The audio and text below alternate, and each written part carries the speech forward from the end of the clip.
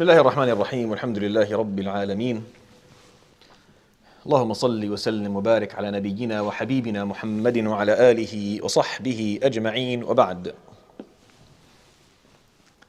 It's been what now, 6 months? It's been around 6 months since I gave the last Seerah halaqa. SubhanAllah, this is our 4th time around. By now we should have been done, SubhanAllah. It's how things end up playing out. But I'm very happy that we're back again and that I can share with you the stories of the Prophet ﷺ. And I guess, no offense to people who are older, but I look forward to seeing the younger ages in the room more often. So if you have your kids or young people who are younger who want to attend, please bring them. Not that the seerah is directed only towards them, but I know that when I was growing up, that was what really stuck with me. When you teach a child aqeedah and tajweed and hadith, and it's nice, but really what stays with them are the stories. These stories that never get old. They just never get old. And some people ask me, why don't you continue after? Why continue after? There's so much controversy regarding everything that happened after. There really is. There's a difference of opinion and interpretation of actually what happened and how things happened and what it all meant. But what his life was, alayhi salatu wasalam, what it represented, what the Sahaba went through during his time alive, alayhi salatu wasalam, is a different story altogether. It's something that is unique, that is authentic, that is original, that is real. The Quran was there, was documenting everything. The Sahaba were there, they were documenting. The Prophet ﷺ was interacting. There's nothing like it. There's literally nothing like it. And to me, it never gets old. This is literally my 10th time doing it. Since I started when I was 16, and 4th time in this city. And it never gets old. You never get bored of telling these stories and talking about what actually happened and the lessons that come from it. And it talks for itself. Where are we now? I'm going to do a quick revision. Because actually I had to spend an hour yesterday scratching my head trying to remember what the last thing I talked about was, and I actually couldn't do it. I had to have someone take a look at the last halaqah recorded and tell me what the last slide was, so I had an idea.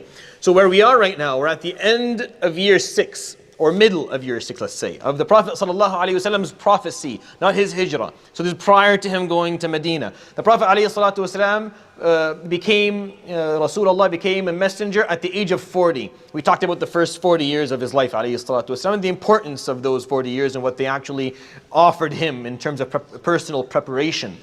And then he spends as a prophet 23 years. So he dies at the age of 63, sallallahu alayhi wa sallam. And the first 13 of those years were in Mecca. And those are the foundational years. These are the years that alayhi salatu wasalam builds the core of what Islam was going to be, not just ethically and morally and from a value perspective, but also talking about people. He built a group of people that he was going to work with, alayhi salatu wasalam. Now, the beginning of his da'wah was the first 3 years. They usually say that the first 3 years were secretive. I don't like the word secretive because there was nothing secret about it. The moment Jibreel came to the Prophet ﷺ, this was news. And people knew that this would happen. There was no secret. He was just selective in terms of who he approached regarding da'wah. Meaning he didn't make it a public issue immediately. He chose people, and we talked about those 3 years. And we talked about the people whom he chose and why he chose them, and did he have a criteria that he used to choose these people, and whether we would qualify or not if we had lived back then with him, alayhi salatu wasalam. And then after 3 years he went public, and once he went public, the leaders of Quraysh could not afford to stay neutral anymore, because they were neutral about it up till the day he made it public. They were like, he's doing his own thing, he's only talking to a couple of people, it's not a public issue, we don't care. It's not our problem. The moment he went public about Islam, that is when the leaders, the elders, had to take a stance, because people would come to them and say, what do you think about what Muhammad is saying? So they had to have an opinion. They can't say, well, we know they had to have an opinion. And unfortunately, the majority of them decided the opinion was going to be very negative. The opinion was going to be combative almost. That this has to end. We have to stop this right now. So the years after that, years 3, 4, 5, and 6 were the years of oppression. And I told you many, many stories during these halaqat about what the Prophet ﷺ had to endure personally, on a physical level, on a mental level, on a psychological level, on a family level, on a financial level, on a social level. The majority and the lion's share of oppression went to him, ﷺ. He had to carry it himself. And then we talked about the Sahaba, radiallahu anhum, the companions, and what they had to go through. And I showed you the names, and I went through the names of the men and women who accepted Islam early on and what they had to go through and endure. And then I talked about a beautiful moment. Unfortunately, we did this last time, so I'm not going to do it again, even though I felt like I wanted to do it again, but I'm not. Just so it's not redundant. There was this spark of light, or this, beautiful, beautiful couple of days that happened towards the middle of the 6th year, when Hamza radiallahu anhu ibn Abd al-Muttalib and Umar ibn al-Khattab accepted Islam within a week of each other. And even though it was only 2 people, and you may think, well, Islam is a 2 billion population religion, people from all over the planet, and why is it only 2 people seem to have such weight? And that's exactly the point of the story. That 2 people has so much weight in this larger picture that it actually shook everyone. It actually put everyone out of their element. The elders of Quraysh and the Prophet ﷺ and the Sahaba, they all felt the impact of these 2 individuals accepting Islam. That's very rare, but not really. Meaning, you'll find this theme in every story in life. In every story, there's always going to be individuals, key figures, just 1 person or 2, that are able of leaving an impact that will last a lifetime. This is not something that is unique to the Prophet ﷺ's story. But there had to be people like that we pointed out. And Hamza and Umar, the Sahaba would talk about. And the last slide I had put up before COVID came and wrecked everything was Ibn Mas'ud radiallahu anhu saying, مَا زِلْنَا أَذِلَّةً حَتَّى أَسْلَمَ عُمَرُ فوالله ما كنا نصلي أمام الكعبة حتى أسلم عمر. We were humble and simple and weak until Umar accepted Islam. We would never pray in front of the Kaaba openly until Umar accepted Islam. والله لكان إسلامه نصرا وهجرته فتحا. When they talk about him, the day of his Islam was a victory, and when he was able to do hijrah, it was fath. Everything about him, radiallahu anhu. And the same goes for Hamza in other quotations from other Sahaba. But the concept of leaving an impact, of being someone who can actually have the weight of thousands, is just being someone who's committed. When they finally accept it, when they finally figure out what it is that they're going to do with their lives, and they feel that this is what I'm going to live for, you can feel the impact immediately. They never stop. The Prophet ﷺ taught them that, because he never stopped. You'll see, he will wear Quraysh out. The elders of Quraysh, you're going to see this, especially in the next couple of halaqat, you're going to feel as if he has the upper hand. The way Quraysh is actually approaching this, it almost makes you feel that the Prophet ﷺ is more powerful, or has more cards to play, even though he is at a disadvantage financially. He's at a disadvantage in terms of numbers. He's at a disadvantage in terms of army and people and social weight and everything. Yet the way Quraysh approaches it makes it seem as if it's the opposite, because he never stops. Alayhi salatu wasalam was so consistent, just kept on doing it. You could not stop him. No matter how many times you knocked him down, no matter how many obstacles you put in his way, no matter how many challenges, he just kept on doing it. He would just get up again and keep on going, never stopping. And it boggled everybody. Everyone was like, don't you ever get tired? Even his wife would tell him, Ala tanam ya Rasulullah. Don't you ever feel that it's time to relax? Sleep, it's nighttime. And he's standing up in prayer. And he would say, Mawla zamanun nawm. The time of sleep is over. I slept in my first 40 years. I don't have no time to sleep anymore. There's too much to be done. And he just never gave up and never stopped, never lost hope, and just never stopped doing what he was supposed to do, sallallahu alayhi wa sallam. So what happened? Where we are right now, we're at the point where Umar, Hamza accepted Islam, so it's a nice couple of days. But the Sahaba are tired. The Sahaba have been enduring 3 years, some of them even more, of straight torture, oppression, persecution from everyone around them. A lot of these Sahaba were very poor and weak to begin with, meaning they were slaves or servants, or people who didn't have a lot of financial means. So they're already tired as it is. They don't have much You don't have much to go anyways. So when you look at all this, you wonder who wins. You see, I talked about the first martyr in the last time I gave this halaqah. The first shaheed in Islam is Sumayyah bint al-Khayyat radiyallahu anha, the mother of Ammar ibn Yasir, the wife of Yasir. This was the first person to lose her life. She died. So you talk about Sumayyah, or you talk about Khabbab, who was laid on a bed of coal. Or you talk about Bilal as he lays in the middle of the desert with a boulder on his chest. Talk about these people who have been mistreated and persecuted for years. Who won at the end? Or who wins at the end? You see, the person who wins is the one who you cannot force to leave their idea or their value. That's the person who actually wins. As long as you have not given up, as long as you stand tall regarding what you believe in, and you support your values and your beliefs, and you never give up, and they can never scare you out of it, they can never pressure you out of it, then you win. Even if you are the one who is in jail, or mistreated, or sick, or removed from their country, or whatever it is you're going through, if they fail to change your convictions, your beliefs, your values, then you still stand tall and you still win. Fake currencies always fail. Fake currencies never win. Batil never wins. Batil always loses. But sometimes it has a good fight to put. Sometimes it has a pretty good fight. And it can put up a good one and make it difficult for others to actually deal with it, but Batil never wins. The companions never used violence.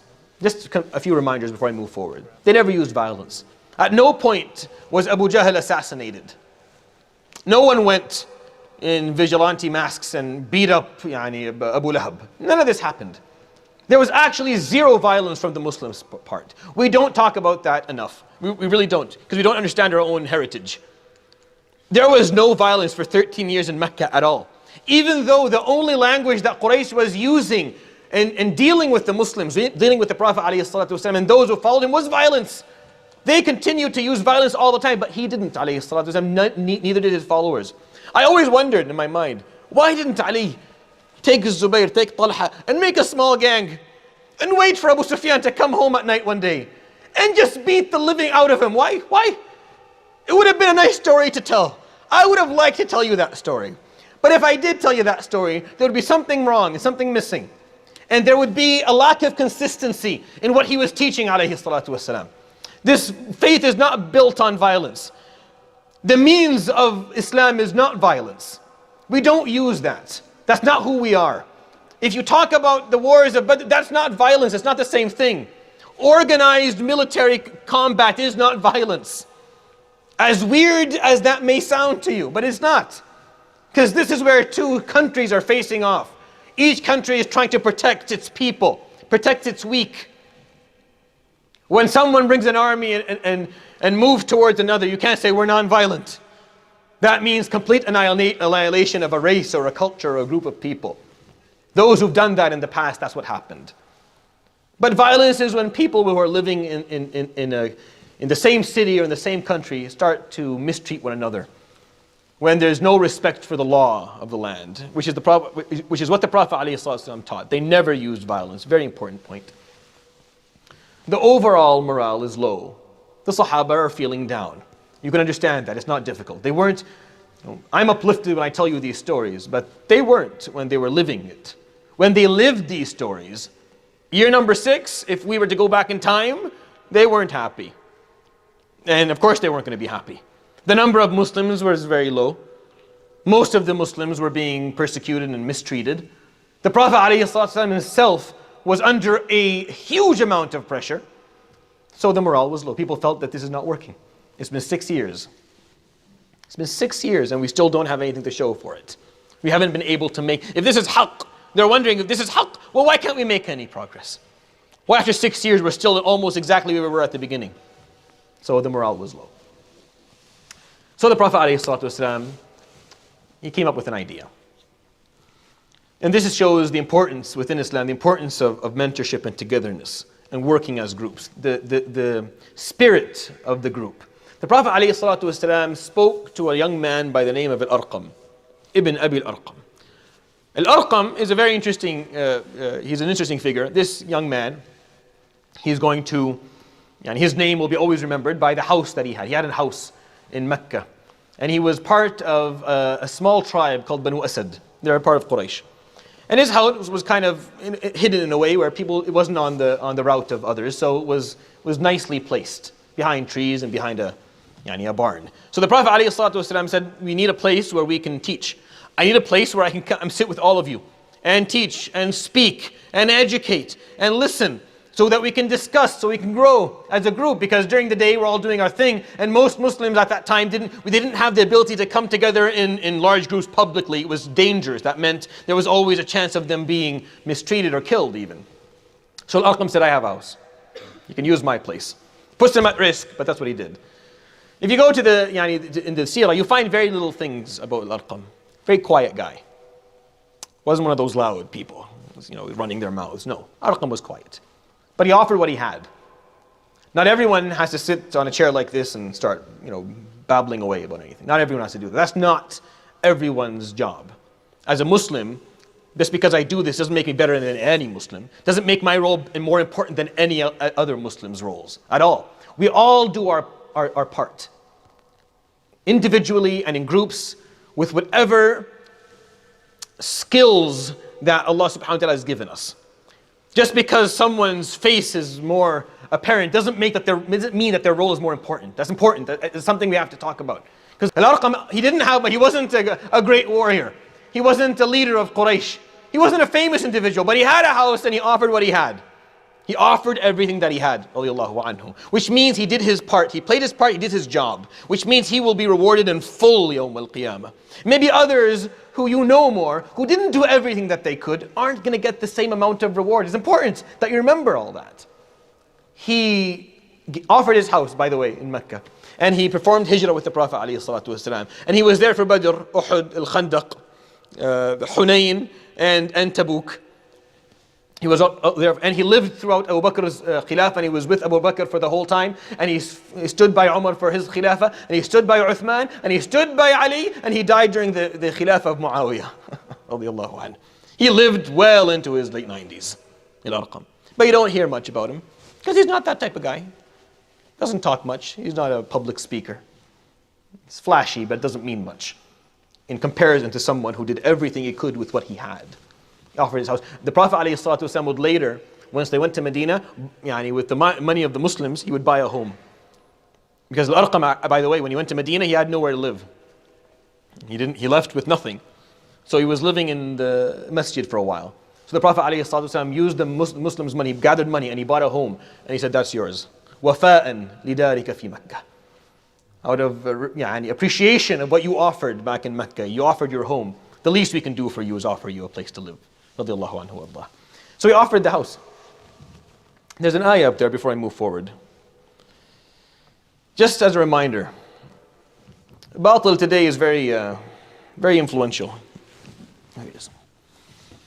Today are the day, we're living in an era where it's difficult even to speak the truth, or to live the truth, or to even side by the truth. It's very difficult. Allah subhanahu wa ta'ala in Surah Al-Ra'd says something very important. He says, أَنزَلَ مِنَ السَّمَاءِ مَاءً. He descended from the sky water. فَسَالَتْ أَوْدِيَةٌ بِقَدَرِهَا. And with that water, valleys would fill up into rivers. فَسَالَتْ أَوْدِيَةٌ بِقَدَرِهَا. فَاحْتَمَلَ السَّيْلُ. And as these rivers are moving forward, زَبَدَ الرَّابِيَ.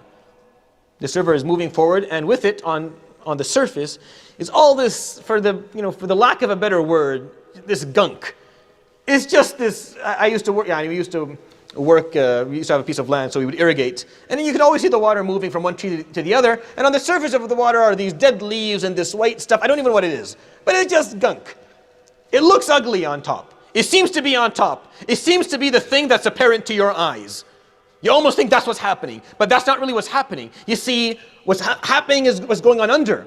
فاحتمل السيل زبد الرابية ومما يوقدون عليه في النار ابتغاء حلية أو متاع زبد مثله. Then the Quran tells you, and by the way, whenever you're taking gold, you're trying to make gold, they put gold in extremely high temperatures, at the surface there's this gunk as well, this kind of black like substance that the person who's actually making the golden whatever they're making, they take it off and they throw it away. It's on the top, it's on the surface, always there on top. It always floats to the surface as if it's the most important thing, but under it is the gold. So he's saying, the Quran is saying it's the same idea here. كَذَلِكَ يَضْرِبُ اللَّهُ الْحَقَّ وَالْبَاطِلَ. And this is, Allah subhanahu wa ta'ala is saying, this is how I give the example of righteousness and falsehood, batil. فَأَمَّا الزَّبَدُ فَيَذْهَبُ جُفَاءً. As far as that gunk on top of the gold or on top of the water, it's worthless, it's meaningless, it gets lost. It does nothing. It looks ugly, it seems like it's on top, but it doesn't mean anything. وَأَمَّا مَا يَنْفَعُ النَّاسَ فَيَمْكُثُ فِي الْأَرْضِ. But the water that's running under it, the haqq that's running under it, that's what's going to irrigate the land. And it's going to go deep into the soil. And khayr is going to come from it. So don't be fooled by the zabad that you see on top and say, oh, this water is worthless because there's some gunk on top. No, it doesn't mean anything. Batil is always like that. It's very flashy. It seems like it's on top. It's not. It's not. Never was. Never will be. Just there's lack of people who believe in haqq today. There's lack of people who believe in it, there's lack of people who practice it, there's lack of people who will support it. That's all it is. That's all it ever was. How do we know that? Because of this story. The reason I tell this story, if you want to break it down into just one concept, is this. Never stop doing the right thing. The right thing is underrated. Doing the right thing is an underrated concept. We don't think about enough. We think about a lot of things. We put in our minds a lot of other issues that we believe have importance, of weight. What about, the way we're going to look in front of people? What about our reputation? What about people's, what about doing the right thing? It's always been about doing the right thing. And the Prophet ﷺ lived that. And the Sahaba who were with him lived that. And some of them died for that. But that's why we have this story to tell.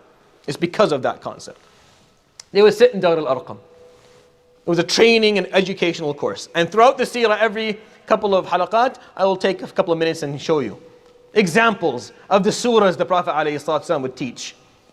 We don't have good documentation of what they talked about in that house.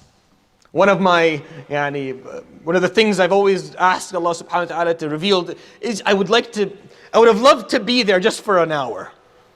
I can't imagine what went on in that home. Imagine the Prophet ﷺ is sitting there. And Abu Bakr and Umar and Uthman and Ali and Zubayr and Talha and Fatima bint al-Khattab and Khadija. All these people are in this room. You're talking about the names that we celebrate. These are the names who are sitting in that house. And the Prophet ﷺ is exclusively speaking to them, teaching them. He is building a network. He is building a relationship. He's building a foundation of Muslims. He's making sure that mentorship is a part of deen. Because mentorship is. You can't learn Islam from a book. You can go and try, but you can't. It won't work. If you decide the only way you're going to learn about this deen is by reading books, well, we'll see in 10 years where you are. It doesn't work. Islam is a mentorship-built religion. Meaning one person teaches the other, who teaches the other, who teaches the other, who mentors the other, who educates, not only by speaking, but by living.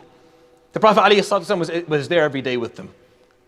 As an example of how he lived his life and explaining to them these surahs that we take for granted, that all our children know well. I'm just going to go through a couple of them quickly. Surah Sad. Why is this important? This is the first time they would ever hear. This surah was revealed around this time, around the end of year 6. And he's explaining it I can imagine him ﷺ reciting the surah to them. And coming at some point towards the end of that page and saying, Ya Dawood, as Allah subhanahu wa ta'ala is saying, Inna ja'alnaka khalifatan fil ard. The first time they would ever hear that word from the Quran. If you read the Quran from the beginning, you'll run into it in ayah number 30 in Surah Al-Baqarah. You'll think that's where it's... No, the first time the Sahaba heard this word was in Surah Sad, speaking about Dawood.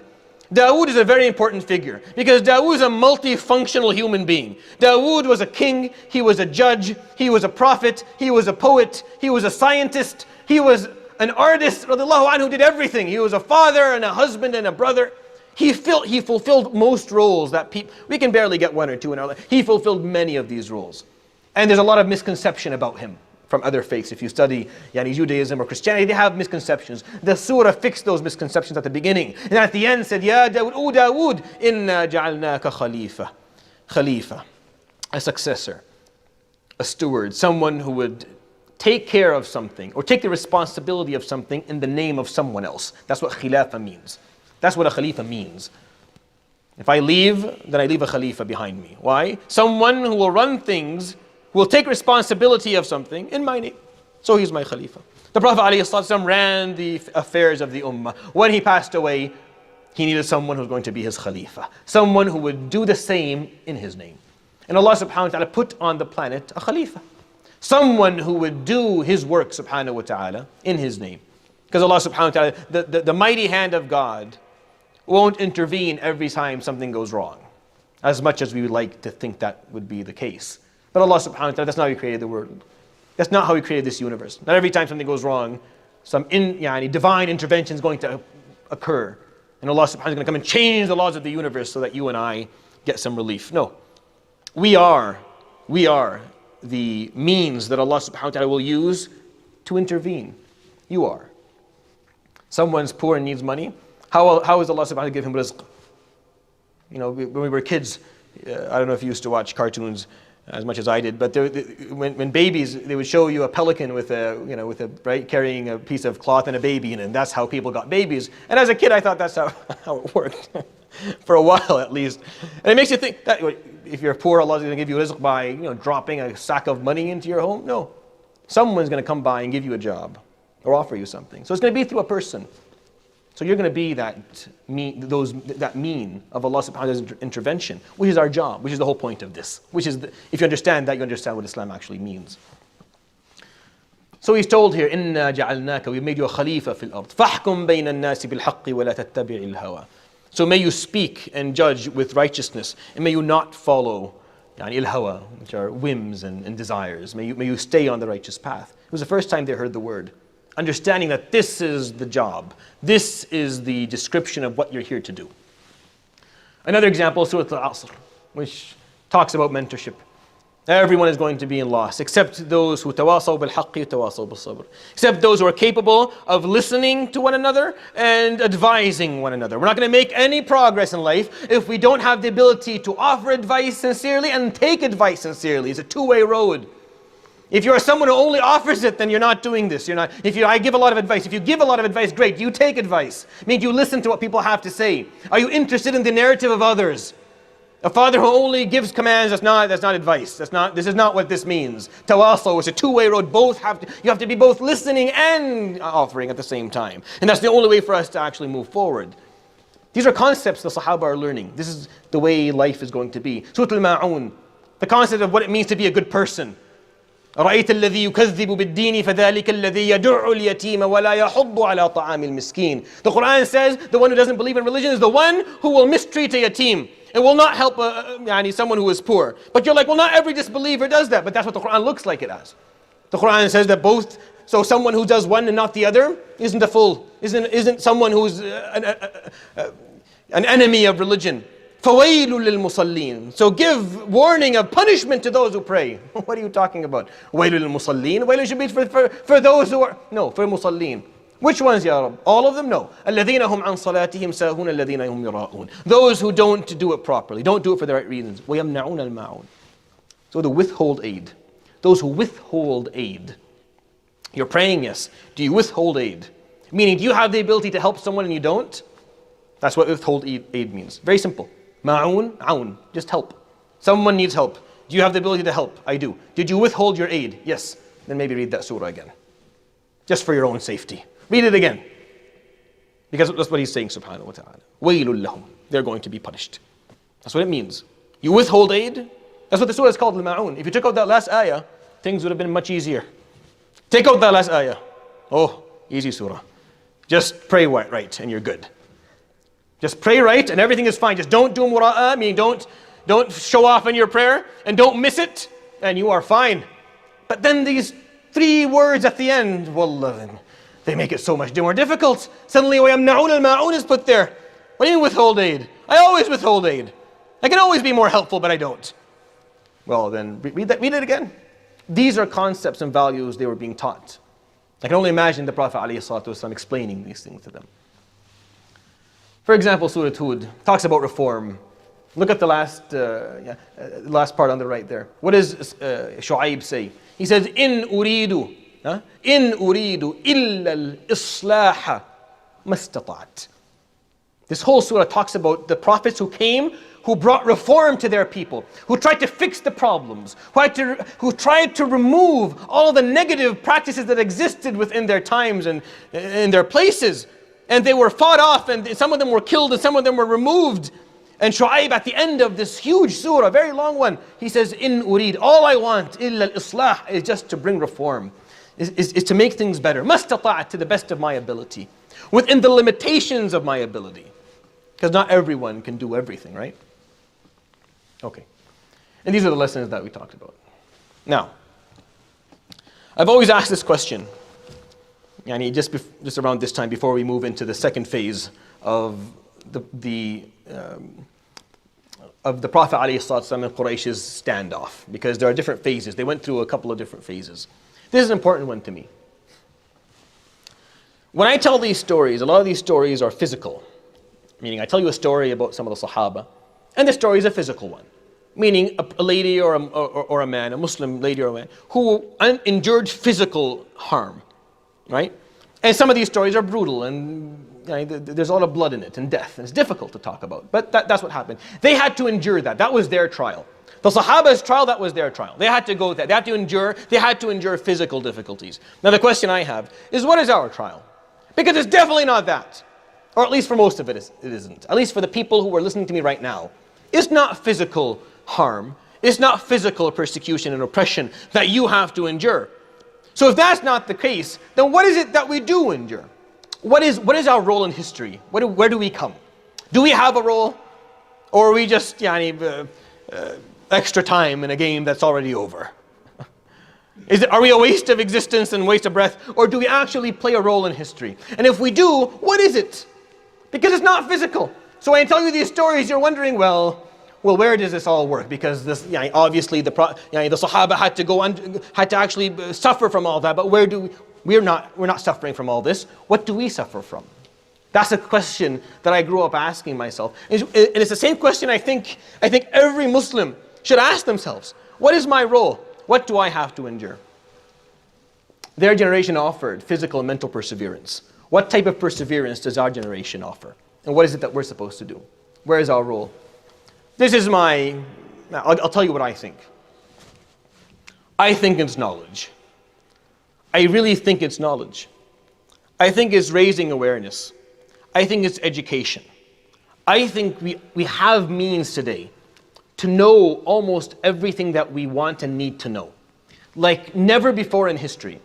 If I talk to you about fiqh or about hadith, and what the early imams had to do in order to get a hadith or authenticate it or verify it or share it or write it, it was very difficult. I remember a time when I was younger where information was difficult to come by. If I wanted to know something, there was no internet, so how would you know something? You have to go and travel to the city and look for someone who maybe knew about this and ask them and then try to verify whether what they said was truthful or not, and go ask someone else and try to find a book, and books are hard to come by. Today we live in an abundance of information. Everything you want to know is available.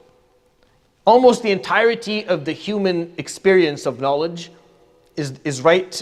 All you have to do is just punch in what you want. Just write it somewhere in Google or YouTube, and you have someone telling you exactly what you want to know. But we just don't, we're not increasing in knowledge as Muslims. Our understanding of Islam is in many ways worse than it was 400 and 500 years ago. We are so held back in terms of the understanding of our own faith, of our own heritage and history, of our own identity, that to me, what we need to do, our role in history, is that we need to learn, and we need to teach, and we need to educate, we need to be good role models. We need to take time out of our lives to really educate ourselves. You can't say, I don't know much about Islam, I need a sheikh. No, you can't afford to say that anymore. I don't understand much, or I don't know much. I just need a sheikh to tell me whether this is right or wrong. That doesn't work. You can't afford to be that. You have to know yourself. You have to learn yourself. You have to ask the questions. You have to listen to the arguments. You have to figure things out for yourself. Because we just can't afford to continuously live the way that we are living right now, where there's so much ignorance and there's so much narrow-mindedness, and we are fighting as Muslims about everything. Every year, every single year, there are 5 or 6 times during the year when a certain occasion occurs, and if you are someone who's on social media, people begin to fight. Every year, it is like an anniversary What time is it now? The 10th of Rabi' al-Awwal? Okay, let's begin fighting. Let's begin fighting about the Prophet ﷺ's birth. Let's waste another 2 weeks saying every negative thing we can about every person who doesn't agree with our narrative or with the way we see things. And once we're done that, some other occasion will come up. Either it's Ashura or it's the beginning of Ramadan. We have to fight about the Hilal. That is almost tradition. I almost don't want us to stop doing that. That feels just so us. We have to fight about the Hilal. I mean, if we stopped doing that, I would feel so lost in the world. If somehow we stopped fighting about the beginning of ending of Ramadan, it would feel so weird that we all agreed, no, something must be wrong here. We're not yelling at it, we're not saying something, no. And every couple of months there must be something that we have an anniversary of just disagreement on. I can tell you topics within Islamic faith that we have been quarreling about as Muslims for at least 800 years. I have never, there are fights that have been on for longer, that are much more political that I won't talk about. But just issues within Ahl Sunnah wal Jama'ah, I'm not going to get out of that. Within Ahl Sunnah, we fight, there are fights that have been going on for 800 years. I've never heard of a quarrel that could go on that long. At some point, someone must get tired. Say, I mean, guys, we have nothing, is there nothing better for us to do? We need to learn. That's why this deen is built on iqra. Read. Educate yourself, learn. Open your mind. Listen to others. Try to understand. Find common ground. Compromise where it's proper to compromise. And don't where it's not. But figure out what the priorities are and what the issues that are less important are. Let's not fight about the stuff that aren't. Our role is identity and knowledge. That's what I think. You may disagree with me, that's fine. Figure it out for yourself. Because Yawm al-Qiyamah, I think you would like to be able to say the following. I think you would like to be able to say, Ya Rabb, if I had lived with the Prophet ﷺ, I would have been like those. I would have been like Bilal and Khabbab, and Sumayya and Fatima. I would be like these people. I would have persevered just like them. I would like to be able to say that. So Allah subhanahu wa ta'ala's answer in the Malaika will be very simple. Really? You feel like if you lived back then, you would have done the same? Yes. I feel like if I had been given the opportunity to prove myself then, I would have done the same. It's a very simple question. Well, show me. What did you do during the time that you were alive? See, you can prove that you would have been that Muslim back then by choosing to live a certain life right now. You know, there is no, unless you have a time machine, unless somehow you figured out how to go through the vortex of time-space and take us back to be there, then you really don't, that's not an option. But you can prove that had you lived back then, you would have been like them by being the person that you need to be right now. Persevere now, with the hand that you were dealt right now. Their hand was gruesome, to be honest. It's all fun and games until there's a sword shining somewhere in the horizon. It's not fun then. It's very serious and scary at that point. That was what they were trialed with. We're not trialed with that. We're trialed with something, I believe, easier. Just learn and practice and teach and raise awareness and stand for what is right. And then, Yawm al-Qiyamah, you can very proudly and openly say, yes, I would have been like them. I would have lived like them. And you have the evidence because look how I lived during my life, Ya Rabb. I stood by the Sunnah of the Prophet ﷺ, by the Quran, by Islam, by Muslims, by those who were oppressed, by the needy, all my life. And that will count for you. And then you can say, yes, I would have been. But I used to get this a lot when I remember talk to people. Friends of mine, complete slobs, really. Just total slobs, do nothing. As is, you lying back there chatting, it's like, if you were living back then, you would have been, you would have fought with the Prophet. How do you know that? How do you know that? You don't know that. What you do know is what you're doing now. That's what you know. I would like to believe that had all of us lived back then, we would have been amongst those people in Dar al-Arqam with the Prophet ﷺ. But it's not hard to prove by doing the right thing now. Wallahu ta'ala alam. At least that's what I believe we should be doing. This period is a lot of fun. I'm sorry if the last part was a bit intense, but this part is called the negotiation period, the second phase. They tried physical harm. They went after the Sahaba, they went after the Prophet ﷺ, they put on as much pressure as they could, they failed. So now they want to negotiate. Now they start saying, all right, that didn't work, let's try something else. And you can see they're running out of ideas, they're going, who's stronger here? Is it Quraysh or the Prophet ﷺ? It's always the stronger idea. If you have righteousness on your side, if you have the stronger idea, you always have the upper hand. Even if you don't have as many people, even if you're weaker financially or militarily, you're still stronger because you have the superior idea. The Prophet ﷺ did. So you'll see Quraysh try all these different things trying to kill this off, but they can't. They fail. It seems like you'll see they'll get desperate. Why are you desperate? You guys outnumber the Muslims by far. You're all elders and leaders and rich people. And the Prophet ﷺ has Ammar and Khabbab and Bilal and Suhaib. And who does he have with him? Very few people who have any status at all. Very few. So they came to Abu Talib. And the known story. So they come to Abu Talib, Abu Jahl, Uqba, Abu Sufyan, Abu al-Bukhturi, Utbah bin Rabi'ah, Shaybah, all these big names. Al-As bin Wa'il, Walid bin Mughira. They never come together on anything, but they came to Abu Talib. فقالوا يا أبا طالب إن لك فينا سنا وشرفا. Oh Abu Talib, you are someone who is very respected amongst us. You're an elder, you have a lot of status. We respect you. وإن ابن أخيك قد آذانا. And your nephew has really harmed us. فسفه أحلامنا وعاب أصنامنا وفرق بين الأب وابنه. He came and he started saying things about our religion and about our beliefs and about our way of life. And he's causing families to break apart. So in their words, what are they saying? What is he doing? What's the word that we use for that? In Arabic, when someone does something like that. Yeah, fitna. Isn't that what you say? Fitna? You're causing fitna. The Prophet ﷺ caused the biggest one of all, where it needed to be.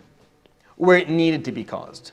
Where it needed to be brought up. Because the way of life at that time was not proper. Because thoughts and values at that time were wrong and they need to change. Not every time someone says something out, not every time is wrong. Not every time that it stirs things up that it's wrong. No. The Prophet ﷺ stirred things up like no one else. So they came and said that to Abu Talib. فَيقول فَطَيَّبَ أَبُو طَالِبْ خَاطِرَهُمْ وَصَرَفَهُم. So Abu Talib said a couple of nice things and he fed them and somehow he got them to leave without actually giving them an answer. So after they left, they looked at each other and said, ما جنينا من هذا. What did we get from this meeting? فقالوا ما جنينا شيئا. We got nothing out of this. We said what we wanted. Abu Talib somehow just got his way out of it and didn't say anything. So they think, فقالوا نعود إليه. We'll go back again. فعادوا إليه. Look at these. You're going to listen to the stories and wonder this is how desperate they're getting. فقالوا يا أبا طالب جئناك بأجمل فتيان قريش. They came to him with someone whose name was Amara ibn al-Walid, ibn al-Mughira. He is Khalid ibn al-Walid's younger brother. Amara was a strapping young man. Early 20s, very handsome, wide shoulders, great horseback rider. Has all, one of those, bachelors. So they brought him with him. He said, يا أبا طالب جئناك بخير أبنائنا وأجملهم وأحسبهم وأنسبهم نعطيك إياه وتعطينا محمدا. We give him to you in exchange for Muhammad. How about that? Take this guy instead of your guy. Look, he's younger. He's more youthful. He's more handsome. He has more potential. Take Amara and give us Muhammad. Imagine, how, I don't want to use the word. How insane is something like that? قال فضحك أبو طالب. Abu Talib laughed. فقال تعطونني ابنكم لأغذيه لكم وتأخذون ابني لتقتلوه. So you want me to take your son so I can feed him and take care of him for you and then give you mine so you can kill him? That's what you think is going to happen? فقال ما أنا بفاعل. I'm not doing this. What is this? Take him away. This is what they're actually coming. So they go. They have another meeting. So they come back again. This time they come back in a different way. This time they came back and in their eyes was a certain degree of evil. They had talked, they had agreed on what they were going to tell Abu Talib. So they came to Abu Talib and they said, يا أبا طالب لقد أتيناك وسألناك أن تكف ابن أخيك عنا. We have come to you many times. We've asked you if you can silence your nephew. Now, an important part of understanding the seerah of the Prophet ﷺ is that Abu Talib, he defended him. And we'll talk about Abu Talib inshallah, maybe at the end. We'll talk about him a bit. But it wasn't something out of the norm. Alayhi salatu wasalam belonged to a tribe. Like everybody back in that day did. All people belonged to families and tribes. A tribe is just a big family. If you belong to a family and a tribe, you were entitled to their protection. You were entitled to their protection. It wasn't something that they offered you out of the kindness of their hearts. They had to protect you, specifically if you did not kill anybody or if you didn't break a law. And the Prophet ﷺ, up to that moment, and of course he never did, he had done nothing that would cause his family to trade him in or to give him up. So when we talk about Abu Talib defending him, it's a great thing that Abu Talib did. And he did it because his father had told him, take care of Muhammad for me before he died. But on that same note, they had to. People would have said many negative things about Bani Hashim if they didn't. If they had given up on protecting the Prophet ﷺ. So not all of it is just luck. ﷺ wasn't just weak, no, he came from a tribe and he was entitled to their protection.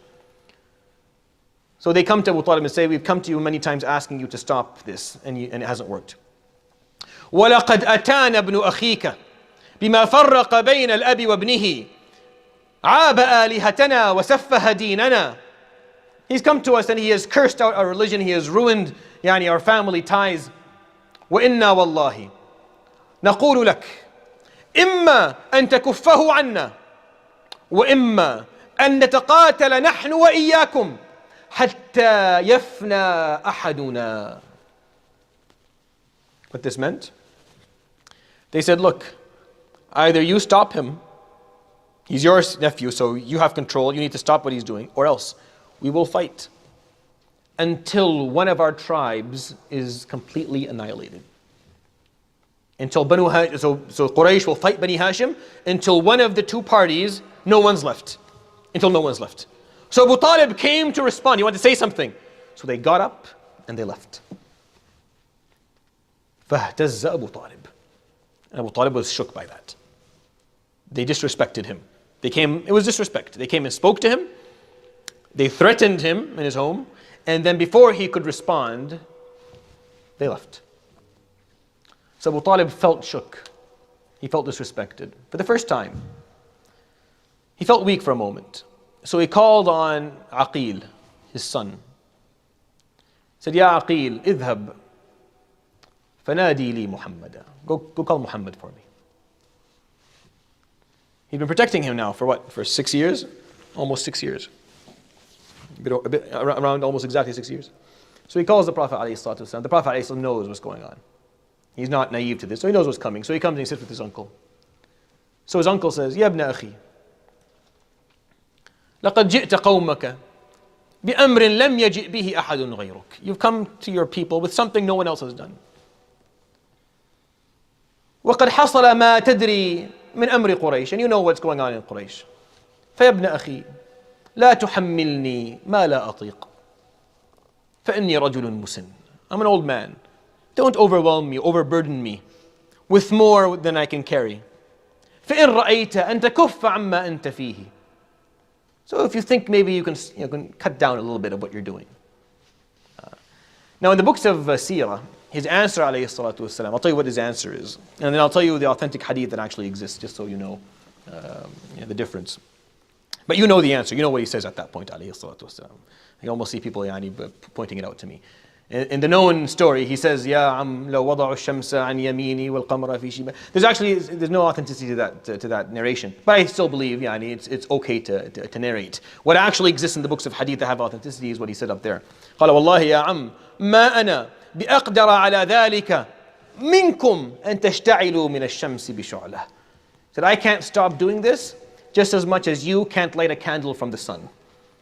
Just like you have no access to the sun to actually light your candle, I can't stop doing what I am doing. Meaning this is not a choice for me, Abu Talib. It's not a choice. I am not making this choice. This is what I do. In the hadith that you know, he said, if you put the sun in my right hand and if you gave me the moon in my left, I would never stop doing this until I either saw success or lost my life. And I think that's fine as well, because he said something similar to that in a different place, alayhi salatu wasalam. And I know he said that, alayhi salatu wasalam, but the question that I have for myself is, can we understand what that means? Do you feel that? He didn't just say it. He wasn't just selling words. He wasn't running his mouth. He actually believed that. That's what he lived. Now the question is, do we live the same life? Is that our commitment to Allah subhanahu wa ta'ala's word? Do we feel that we belong to Islam to the point where nothing can ever stop us from doing the right thing, from continuously working for it, defending it, spreading it, learning it, practicing it? قال ثم سكت صلى الله عليه وسلم. And then he was silent for a moment. وبكى. And he cried. Tears ran down his face. ثم انصرف. And then he left. I've always stopped at that story where they said he stopped and he cried. عليه الصلاة والسلام. Why did he cry? I don't know. But I have a few theories. Maybe it's that feeling of complete abandonment in life. If you've ever felt that, you know what I'm talking about. If you've ever felt completely abandoned, where there's nothing and no one there for you. Literally, you've exhausted every resource, you've spoken to everybody, and now you feel like you stand alone. It's a very ugly feeling. I hope no one feels it, wallahi. But if you felt it, you know how difficult it is. That moment where you're completely alone. He was, for a moment there, alayhi salatu wasalam, he felt alone. Everyone is giving up on him. His own tribe, his own uncle, is telling him, don't do this anymore. But his answer was very clear, alayhi salatu wasalam. I'll never stop, period. I can't stop. I was given a message, Jibreel speaks to me, what are you talking about? There's no option here. It's not like I'm choosing no, this is what I do. I was given this very heavy message to carry. I will continue to carry till the last day I have. There's no other option. You do what you need to do, my uncle, but this is what I'm going to be doing. But he cried because it hurts. Alayhi salatu wasalam was not beyond expressing his emotions. May that be something that you understand clearly. He expressed his emotions.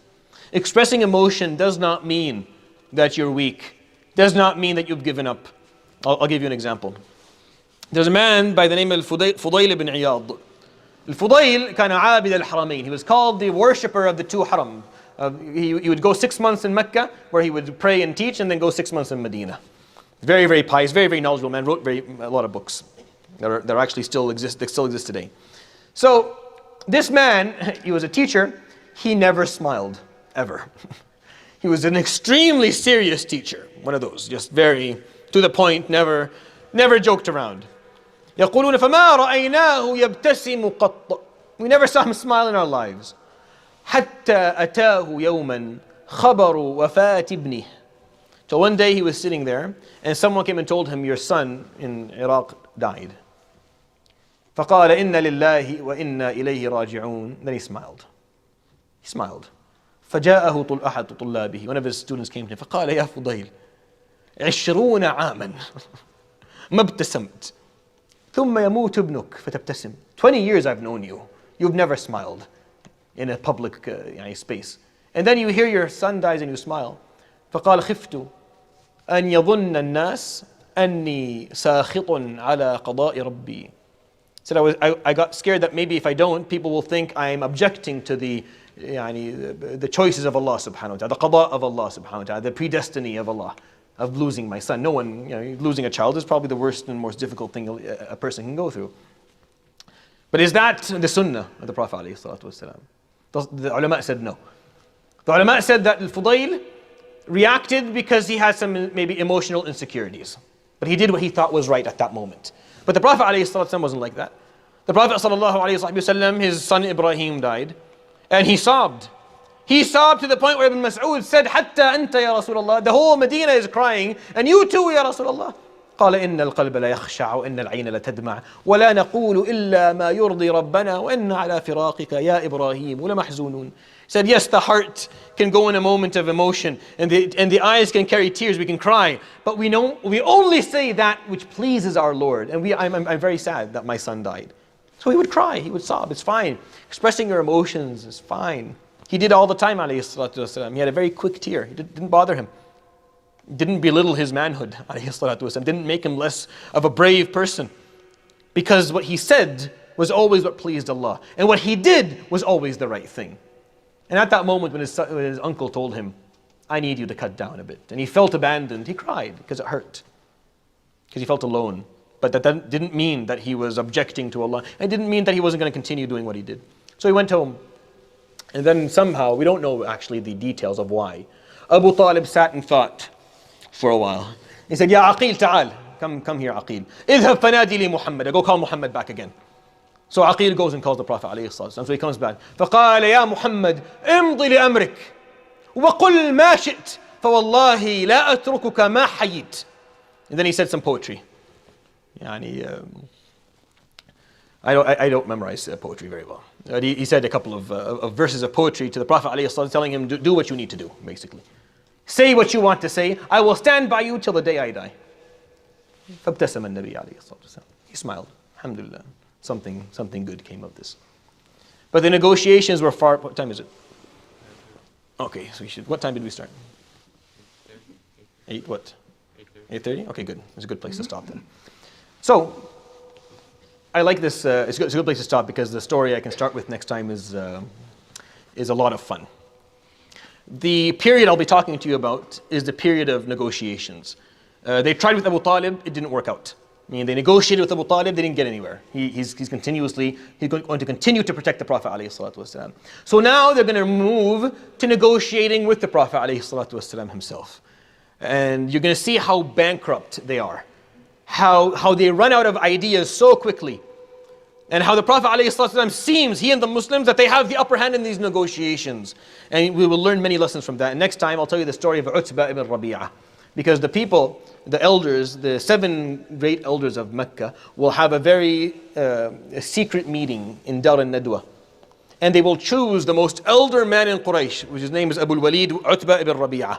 And they'll tell him, you will go and speak to Muhammad on our behalf. So far, the communication has been through Abu Talib. They haven't actually communicated with the Prophet ﷺ himself.